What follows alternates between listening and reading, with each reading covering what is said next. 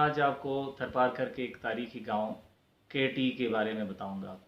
अब ये केटी गांव जो है मिठी शहर से तकरीबन 21 किलोमीटर साउथ में है।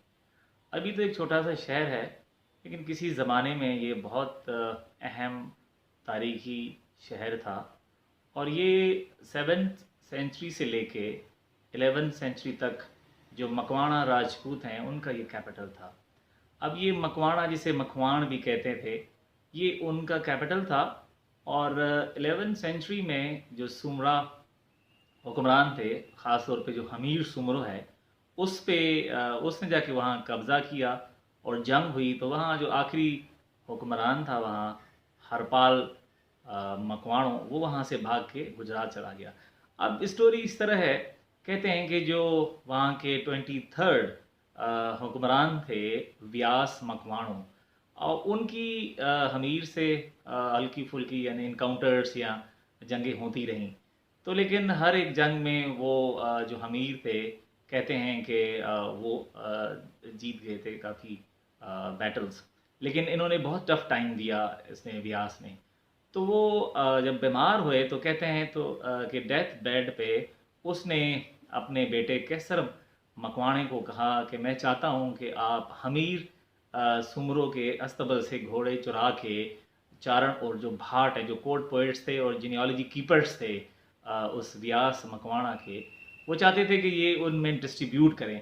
अब ये क्यों, यानी कि चाहते थे कि वो घोड़े अस्तबल से चोरी करके डिस्ट्रीब्यूट करें? बेसिकली ये होता ये था कि देखें, अगर आप किसी दुश्मन के माल मवेशी या घोड़े चुराएं तो ये जाहिर होता था कि उसको कमज़ोर, ये ताकत को, पावर को, पॉलिटिकल पावर को शो करता था। तो जैसे उसके वालिद ने कहा, ऐसे ही उसके बेटे केसर मकवाणा जो है, उसने फिर वो घोड़े चोरी किए उसके, और फिर उसने डिस्ट्रीब्यूट किए जैसे उसके वालिद ने कहा, चारण भाट और बाकी जो लोग थे उनमें। तो बाद में फिर हमीर सुमरो ने उसका बदला लेने के लिए केरटी पे हमला किया और केरटी को जला दिया। अब ये जो केरटी है, अगर आप देखें तो गुजरात इतिहास में उसको केरटी भी कहते हैं, केरंटी भी कहते हैं, केरंटी गढ़ भी कहते हैं, और मौजूदा जो नाम है उसका वो केरटी है। अब केरटी गढ़ क्यों कहते हैं? कि वहाँ किला था उसका, मकवाणों का, जहाँ से वो रूल करते थे। तो जब ये हमला हुआ, कहते हैं कि last quarter of 11th century में जंग हुई ये, यानी 1099 में, यानी कि 1089 में ये जंग हुई, जिसमें कैसर मकवाणा जो है वो उस जंग में मारा गया। तो उसका जो बड़ा बेटा था हरपाल मकवाणा, वो वहाँ से भाग के गुजरात चला गया। अब उसके 10 बेटे थे केसर मकवाणा के, जिसमें से 7 कहते हैं कि उस जंग में मारे गए हमीर सुमरों से लड़ते हुए। जो 3 है वो बच गए। वो जो बड़ा बेटा था उसका हरपाल था, जो गुजरात चला गया, और गुजरात में जाके उस वक्त सौराष्ट्र में हुक्मरान थे करण सिंह सोलंकी। तो उसने वैसे ही उसकी बहादुरी के किस्से सुने थे, तो उसके यहाँ फिर वो ठहरा, और उसके यहाँ उसने फिर उसके पास ठहर के उसने उसकी मदद से कुछ इलाकों पे कब्जा किया, अपने ये ताकत है, पावर का शो उसको दिखाया। तो उसकी रिटर्न में फिर उसको कहते हैं कि 500 जो गांव हैं उसने उसको ग्रांट किए या दिए उसको, हरपाल मकवाणा को। तो उसके बाद ये जो 500 गांवों को मिला के फिर झलवाड़ कहते हैं। अब ये जो मकवाणा है, हरपाल, बाद में ये झाला मशहूर है। अब झाला कैसे मशहूर है? कहते हैं कि जी इसकी जो वाइफ थी शक्ति, जिसे शक्ति देवी भी कहते थे, शक्ति देव कहते थे। अब उस के 3 बेटे थे, सोढो जी और मंगो जी और शेखर जी। अब कहते हैं कि जी वो खेल रहे थे तो मस्त हाथी जो है वो कहीं से निकल आया और उसकी तरफ जा रहा था उनको नुकसान पहुंचाने के लिए। तो वो कहते हैं कि उसने अपनी पावर से उसको रोका, यानी वो उसको रेस्क्यू किया, अपने तीनों बेटों को। तो कहते हैं हम सिंधी में, यानी कि झल यानी रोकन, यानी रोका, उसको रेस्क्यू किया। तो फिर उसी से फिर उनका नाम जो है ना, जो हरपाल की जो औलाद है बाद में, फिर वो झाला हुआ। और झाला भी कहते हैं और जाला भी लिखते हैं ये, अगर आप देखें अपना सरनेम। तो उससे फिर ये इसके इलाके का जो नाम है झलसवाड़ या झलवाड़ मशहूर हुआ। अब वो जो उसका बड़ा बेटा था सोढो जी, बाद में उसने सक्सेस किया, यानी अब उसके बाद हरपाल मकवाणा के मरने के बाद वो उस इलाके का हुक्मरान बना।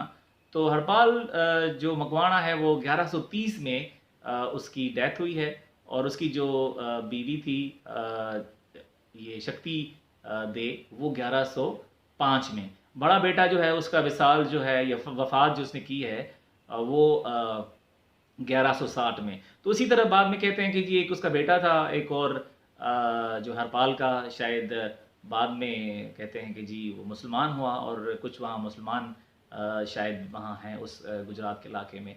तो वो जब ये हमीर सुमरों ने हमला किया तो कुछ तो वहाँ चले गए गुजरात, लेकिन कुछ जो है ना सिंध के जो ईस्ट पार्ट है वहाँ चले गए, जहाँ वो मंगवाणा के नाम से जो लोग मुसलमान हैं वो वहाँ अभी भी रहते हैं।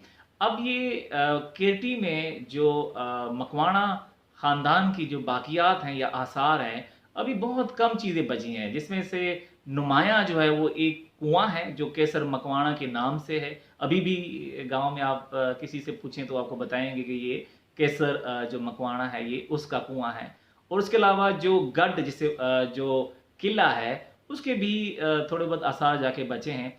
अच्छा, इन दो के अलावा इन जो मकवाणा ख़ानदान के या हुक्मरानों के कुछ जो चीज़ें थी वो थे मेमोरियल स्टोन्स, जिसे यादगारी पत्थर कहते हैं, और मुकामी ज़बान में उसको चुचा कहते हैं।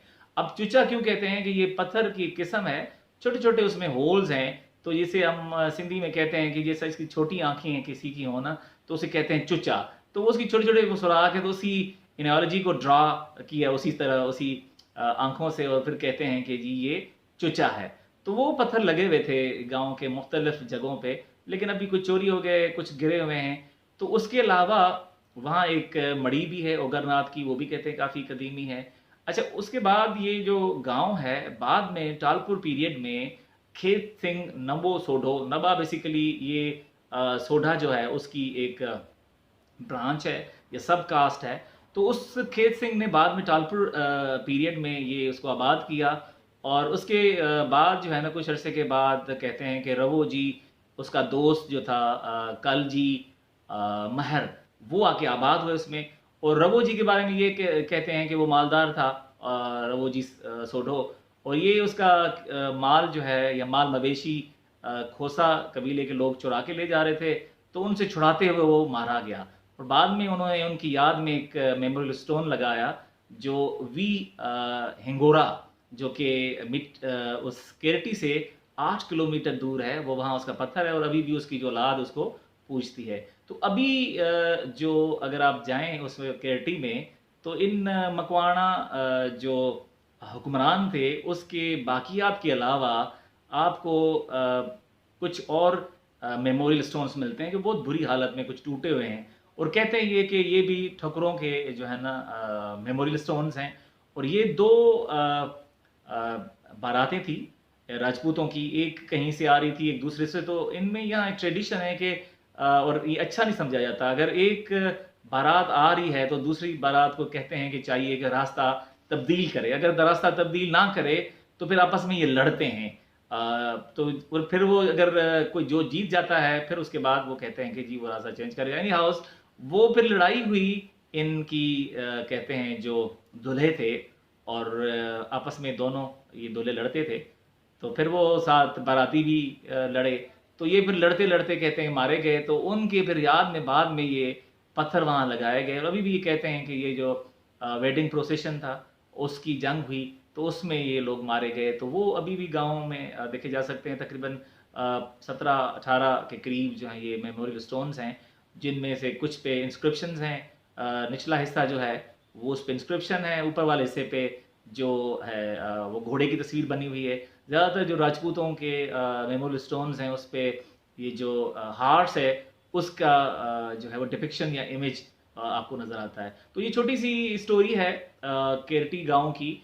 तो अब सिंस मैं इतने अरसे से काम कर रहा हूँ थरपार कर पे, तो मैंने सोचा कि थोड़ी सी स्टोरी आपको इस केरटी गांव, जो कि एक छोटा सा गांव है लेकिन तारीख में इसकी कितनी अहमियत है, और ये मैं किसी एक और वीलॉग में मज़ीद तफसील से इस जो मकवाणा हुक्मरान हैं उनकी तफसील आपसे और डिटेल में शेयर करूँगा, क्योंकि वहाँ से कुछ और जो मकवाणा लोग थे यानी कि मशहूर लोग, जिसमें ड्रेल मकवाणों का नाम भी आता है। अब वो किस के बेटे थे, और वो कहाँ फिर जाके उस वहाँ केरटी से उठ के जाके उस नगर पारकर में जाके उसने हुक्मरानी की, और कैसे फिर वो उसकी हुक्मरानी जो है ख़त्म हुई, तो उस पर भी हम बात करेंगे। आज के लिए इतना ही कि छोटी सी ये स्टोरी मकवाना राजपूतों की, जो अभी बिल्कुल यानी कोई एक फैमिली भी केटी में नहीं रहती। अभी वहाँ भट्टी,